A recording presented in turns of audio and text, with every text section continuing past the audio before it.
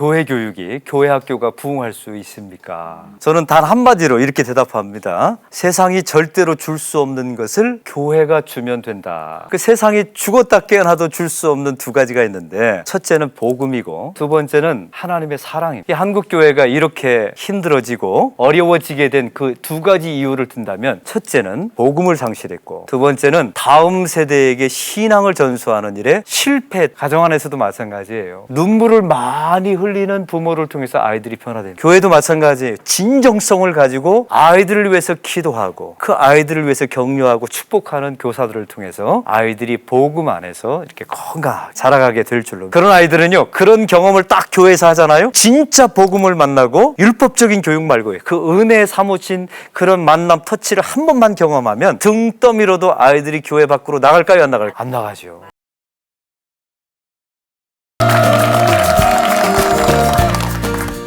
여러분 반갑습니다. 앞으로 4주 동안 4인사색 안에서 1%의 참된 교육이라는 주제를 가지고 여러분과 함께 강의할 부산의 안락교회 담임 목사인 윤동일 목사입니다. 오늘은 첫 번째 강의로서 복음적 교회 교육이라는 주제로 여러분과 함께 좀 강의를 나눴으면 좋겠습니다. 제가 교육 목회를 할 때 한 12년 동안 목회를 했거든요. 교회 교육 전체를 총괄하는 목사로서 신일교회, 또 한국의 가장 오래된 세문안교회, 또 소망교회 안에서 제가 교육을 총괄하는 목사로 섬겼던 적이 있습니다. 여러 강의를 하다 보면 많은 사람들이 저에게 물어봐요. 목사님, 어떻게 하면 교회 교육이, 교회 학교가 부흥할 수 있습니까? 이렇게 묻는데요, 저는 단 한마디로 이렇게 대답합니다. 세상이 절대로 줄 수 없는 것을 교회가 주면 된다 라고 저는 그들에게 말해요. 그러면 그 세상이 죽었다 깨어나도 줄 수 없는 두 가지가 있는데, 첫째는 복음이고 두 번째는 하나님의 사랑입니다. 이철 목사님께서 장신대 강의에 오셔서 이런 말씀을 하셨다고 해요. 여러분, 고등 종교가 뭔지 아십니까? 예를 들면 불교, 기독교, 힌두교, 이슬람교, 천주교, 이런 고등 종교들은 경전을 가지고 있는 종교들을 우리가 고등 종교라고 말하잖아요. 네. 그런데 이 시대 가운데 고등 종교가 타락하는 4가지 징표가 있다는 겁니다. 자, 한번 들어보세요. 첫째는 성직자의 수가 급증한다는 거예요. 성직자 수가 급증하면 이게 교회가, 고등 종교가 타락했다는 증거라는 것이죠. 근데 한국 교회는 이미 신학교 안에 예전에 10년 전만 하더라도 포화 상태였어요. 얼마나 많은 목회자가 배출되었는지 몰라요. 두 번째는 기독교 기관들이 점점 많아진다는 것입니다. 그러니까 복음을 증거하는 기관 말고요, 그냥 밥벌이형의, 생계형의 기독교 기관들이 많아진다는 거예요. 세 번째는 고등 종교가 타락하면 자기 부정이 사라진다는 겁니다. 본래 종교의 역할이 뭡니까? 인간의 자기 부정을 통해서 하나님을 추구하는 것 아니겠어요? 네. 이제 이런 것들이 다 사라져 버린다는 거예요. 네 번째는 기복신앙이 판진다는 겁니다. 복을 추구하고 자기의 신을 추구해서 내가 원하는 것을 열심히 지극정성을 다해서 얻어내는 것, 이런 기복주의가 판치는 것이 고등 종교가 타락하는 증거라는 거예요. 근데 가슴 아픈 것은 이 한국 교회 안에 이 4가지 현상이 고스란히 나타난다는 사실입니다. 제가 얼마 전에 종교갤럽 연구소에서 낸 자료를 한번 살펴본 적이 있어요. 앞으로 30년이 지나면 한국 교회 전체 안에, 한국 사회 전체 안에 이 종교 분포도가 어떻게 될 것인가, 이게 통계가 나와 있어요. 앞으로 30년 후에 1위 종교, 가장 많은 성도를 가지고 있는 이 한국 교회, 한국 사회의 종교는 첫째가 불교, 2위가 천주교, 3위가 이슬람교예요. 그럼 4위가 신흥종교, 이단과 같은 신흥종교, 5위가 개신교가 될 거라는 통계가 나와 있어요. 여러분, 왜 한국 교회가 이 지경까지 갔을까요? 저는 이 사람들의 갤럽 연구소의 조사가 반드시 잘못되었다는 것을 저와 여러분이 증명했으면 좋겠습니다. 그러면 이 한국 교회가 이렇게 힘들어지고 어려워지게 된 그 두 가지 이유를 든다면, 첫째는 복음을 상실했고, 두 번째는 다음 세대에게 신앙을 전수하는 일에 실패했다는 사실입니다. 그러면 저와 오늘 첫 강의를 통해서 복음적 교회 교육을 통해서 도대체 이 복음을 어떻게 회복시킬 것인가, 그걸 한번 좀 고민해 봤으면 좋겠습니다. 저와 여러분이 알고 있는 도대체 복음이란 게 뭘까요? 이 질문으로부터 한번 시작하겠습니다. 제가 그러면 쉽게 이제 복음이 아닌 것부터 제가 정리를 해드릴게요. 첫 번째는 타 종교가 말하는 것은 복음이 아닙니다. 제가 예를 들어 볼게요. 여러분, 사랑해야 합니다. 말을 많이 하죠, 이런 말. 이게 복음일까요? 아닐까요? 아니에요. 어떻게 하셨어요? 대단합니다. 아니에요. 왜냐하면 이 이야기는 불자도 합니다. 이슬람교도 이야기해요. 그래서 그건 복음이 아니에요. 사랑은 참 아름다운 것입니다. 이거는요, 에세이지 복음이 아니에요. 그러면 뭐라고 말해야 복음이 되는 줄 아세요? 하나님이 당신을 사랑합니다. 십자가를 통해서 하나님께서 당신을 사랑한다는 것을 보여주셨습니다. 이렇게 말해야만 복음이 되는 거예요. 우리가 잘 섬깁시다, 봉사해야 됩니다. 이건 복음이 아니에요. 속지 마세요. 그건 가짜예요. 하나님이 우리를 섬겨주셨기 때문에 당신들도 섬겨야 합니다. 그래야 복음이 되는 겁니다. 다시 한번 말합니다. 타 종교가 말하는 것은 복음이 아니다. 두 번째는요, 시대에 따라 바뀌는 것은 복음이 아니에요. 여러분, 요즘 미의 기준이 바뀌었다는 거 아세요? 옛날에는 클레오파트라처럼 아주 이렇게 풍성한 여인들이 미인이었어요. 근데 현대는요? 그렇죠. 말라야 되고 굴곡이 아주 뚜렷해야 미인이 되지 않습니까? 보세요. 시대에 따라 이렇게 바뀌었잖아요. 미의 기준이. 복음은요, 시대에 따라 바뀌었다면 그건 복음이 아니에요.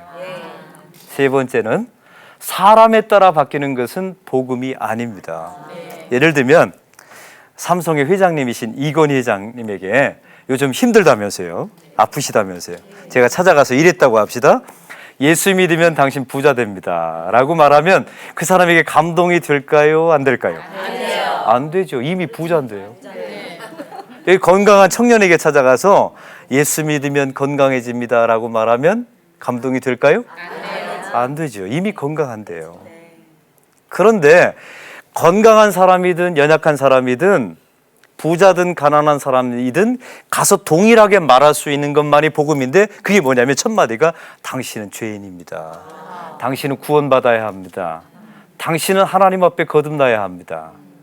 바로 이런 것만이 복음이라는 사실입니다. 여러분, 혹시 동창 모임에 가보신 적 있죠? 옛날 여고 동창 모임에 갔더니 생각해 보세요. 나보다 공부도 못하고 못생겼던 자기 친구가 온갖 치장을 다 하고 부잣집 만화님으로 딱 나타난 거예요. 근데 내가 저 아이보다 나은 것 딱 하나밖에 없어요. 뭐냐면 내가 예수 믿고 있어요. 그러면 묻습니다. 나는 지금 남편 잘못 만나서 지금 가난해요. 근데 그 부잣집 친구, 그 예수 믿지 않는 친구에게 동창 모임에서 예수 믿으라고 말할 자신이 있으세요? 갑자기 왜 얼굴이 이렇게 어두워지세요? 만약 없다면 여러분은 진짜 복음을 가지고 있지 않은 거예요. 가난한 사람이든 부한 사람이든 건강한 사람이든 약한 사람이든 우리가 전할 수 있는 것만, 예수 그리스도가 당신의 구주이십니다. 예수 그리스도가 당신을 구원할 것입니다. 이런 것만이 이제 복음이라는 사실을 잊지 마시기 바랍니다. 그럼 한국 교회를 보면 도대체 이 값없는 은혜라고 말하잖아요. 얼마나 가치가 있는지 값이 없다는 거예요. 왜냐하면 저와 여러분을 구원하기 위해서 하나님의 아들의 목숨값을 치르셨어요. 그러니 값으로 칠 수가 있나요, 이걸? 그래서 뭐라고 말하냐면 값싼 복음이 아니라 값 없는 복음이라고 말해요. 그런데 도대체 이 한국교회 안에 이 값싼 복음의 교육이 일어나게 된 이유가 뭘까요? 제가 몇 가지 이유를 가르쳐 드릴게요. 첫 번째는 인간이 얼마나 타락한 존재임을 교회 교육이 말해주지 않았기 때문에 그렇습니다. 사람은요, 태어날 때부터 원죄를 가지고 태어나요. 사람이 얼마나 극심한 죄인인지 제가 한번 증명해 볼까요? 여러분, 어린 아이들은 태어날 때 착하다고 말하죠? 네. 아니에요. 아이들도 죄인입니다. 제가 알려드릴게요. 아이가 태어났어요. 태어나서부터 첫 번째 하는 말이 뭐예요? 가죠. 그렇죠. 그걸 우니까, 고통스러우니까. 그 다음에 하는 말이 엄마 아빠예요. 근데 그 말 듣고 감동할 필요 없어요. 왜냐면 애들도 먹고 살기 위해서 다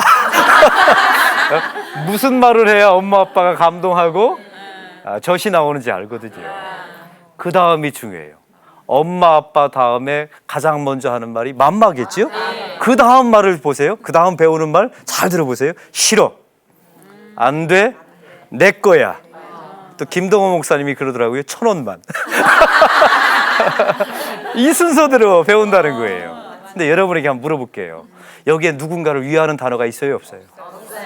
저는 제 아들한테 이걸 가르쳐 본 적이 없어요. 근데 이놈은 태어날 때부터 이기적으로 태어난 거예요. 그러니까 이놈이 죄인이 맞습니다. 그러니까 뼛속까지 새빨간 죄인이 맞는 거예요. 만약 아이가 태어났는데 이랬다고 합시다. 첫 마디가 아름다운 밤이에요. 그리고 막 애가 이랬다고 합시다. 뭐 나누고 싶어요. 뭐 사랑할래요. 이런 아이가 있다면 얘는 무슨 과 치료 받아야 되는 줄 아세요? 정신과 치료 받아야 돼요. 얘는 정상이 아니에요. 사람은 전적인 타락한 존재입니다. 주일학교 아이들도요, 거듭나야 되고 회개해야 돼요. 그리고 하나님의 백성으로 하나님 앞에 나가야 합니다. 또 사람은요, 어느 정도 죄성을 가지고 있는 줄 아세요? 죽을 때까지 죄를 져요. 제가 예언 한 가지 해볼까요? 여러분은 죽을 때까지 죄를 지을 겁니다. 언제 죄를 안 짓는 줄 아세요? 죽어야만. 그래서 하나님이 사람을 죽여서 천국으로 들여보냈어요. 죄를 못 짓게 했어요.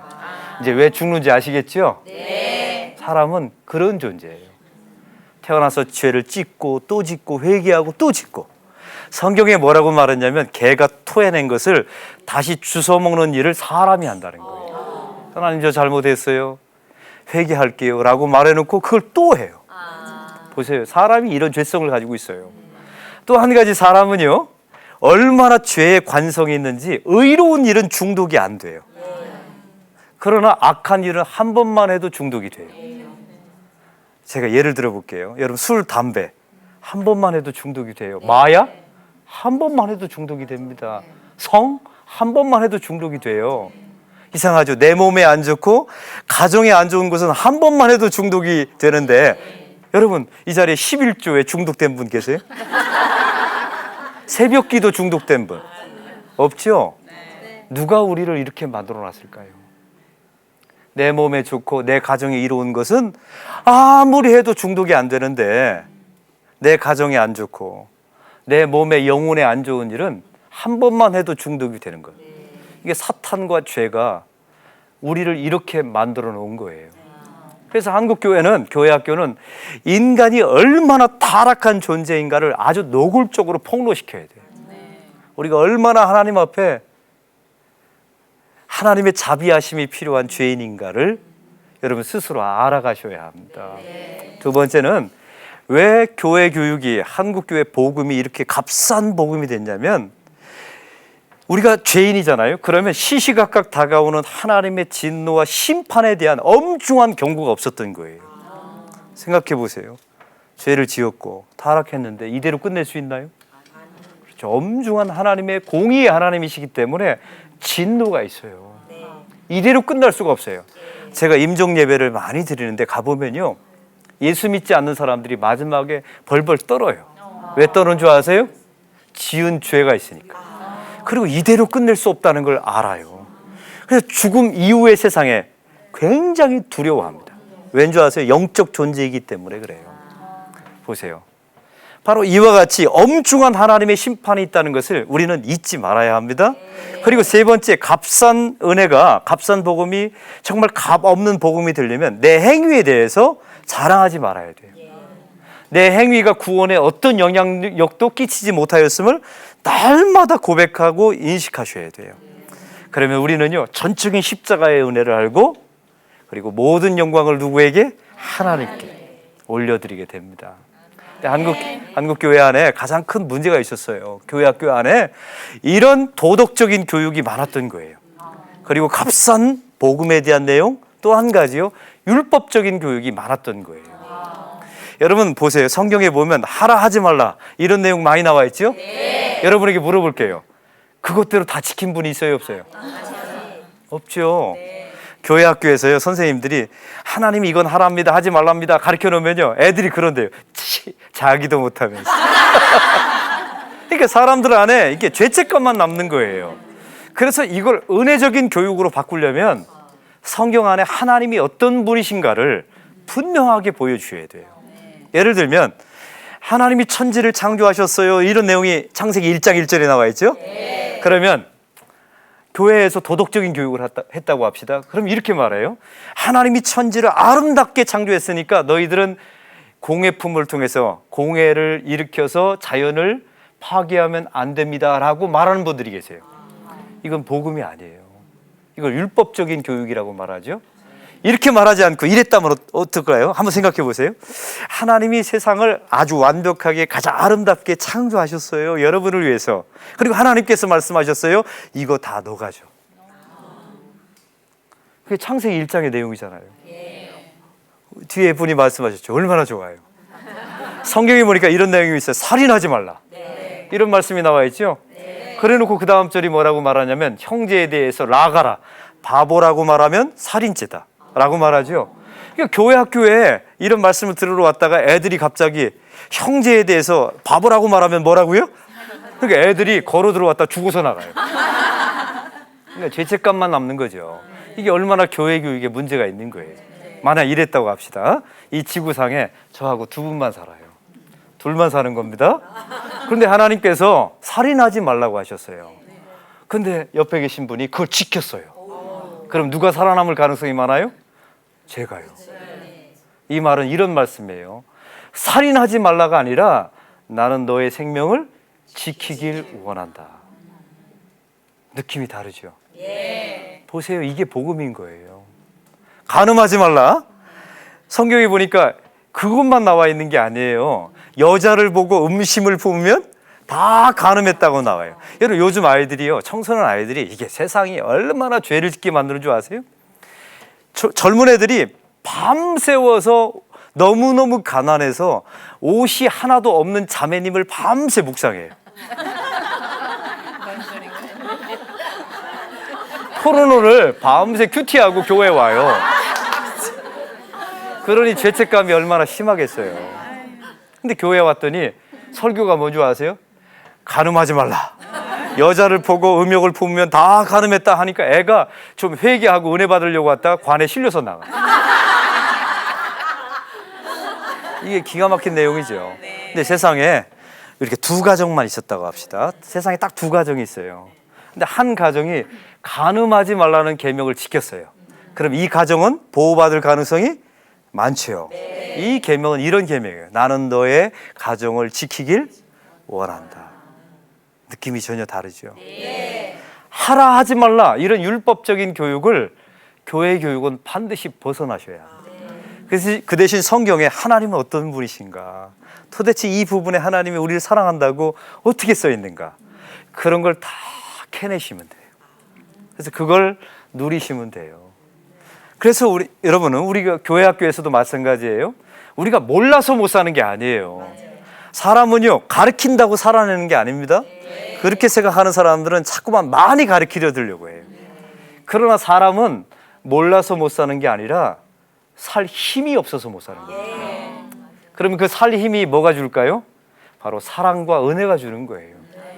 제가 다시 말하면 은혜를 받으면, 사랑을 경험하면 살아내지 말라고 해도 살려고 해요. 왜냐하면 그 사람을 사랑하는데 그분이 원하는 걸 하려고 들겠죠. 또 교회 학교는요, 교회는 째는 곳이 아니에요. 꼬매는 곳이죠. 율법은요, 두 가지 기능이 있어요. 첫째는 율법을 지키면 복을 받아요. 우리가 잘 됩니다. 이게 길이다, 가라. 가봤더니 좋아요. 아니다, 안 가면 좋아요. 가봤더니 망해요, 사실은. 이게 율법의 첫 번째 기능이에요.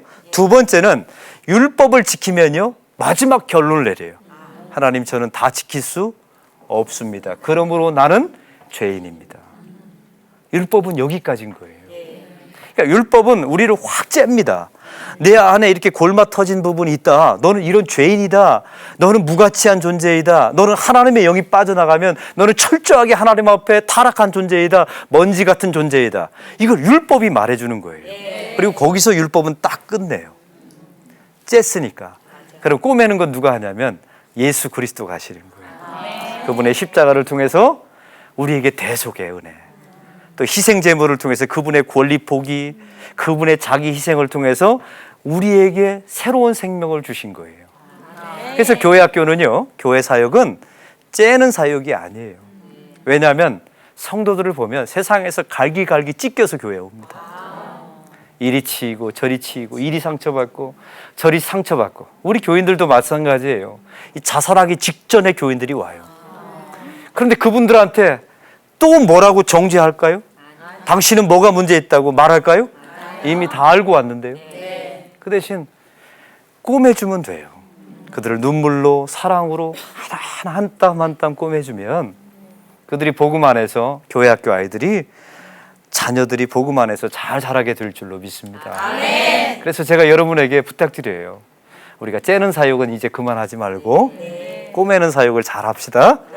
한번 따라해 봅시다. 쬐으면 반드시 꼬맵시다.